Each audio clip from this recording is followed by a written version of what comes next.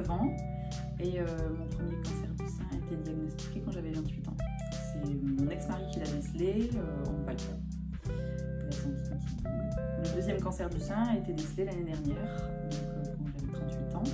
Et là, c'est pendant les examens annuels. Il m'a fallu 9 longs mois de deuil en fait pour accepter qu'on me retire non seulement un sein, mais en plus le deuxième, puisque je suis porteuse d'une mutation génétique, il valait mieux retirer toute la poitrine pour diminuer mes probabilités de refaire un cancer dans les seins. Donc ça, j'ai eu beaucoup de lectures.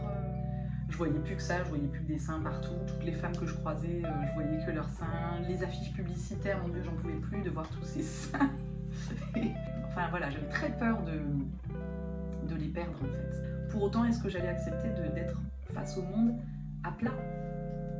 Ça a été un très très long chemin où j'ai dû me mettre face à moi-même. Pas face à mon mari, pas face aux autres, pas face à ma fille qui était très attachée à mes seins puisqu'elle a allaité pendant 2 ans et demi.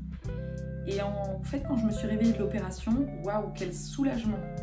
Je me sentais bien dans mon corps, j'avais quelques douleurs suite à l'opération, mais c'était pas du tout ce que je m'imaginais. Et ce vide, il est très étrange en fait.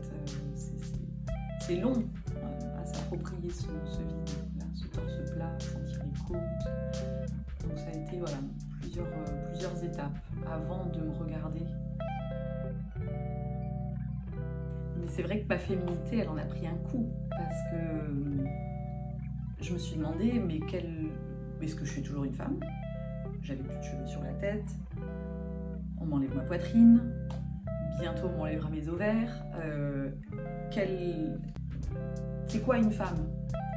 C'est quoi la féminité?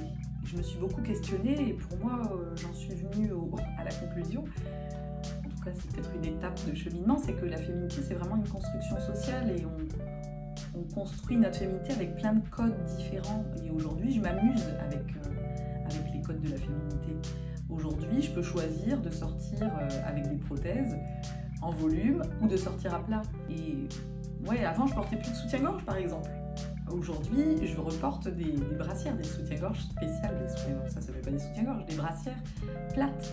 Ça fait partie des codes que je me réapproprie. Maintenant, je joue avec ça. Aujourd'hui, ce qui me reste à faire, et je trouve que c'est un peu la clé de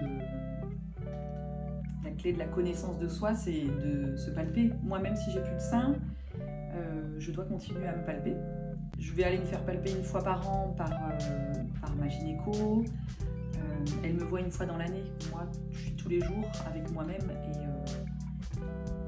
et voilà, mes mains, elles connaissent bien le terrain. Donc, je peux leur faire confiance les yeux fermés.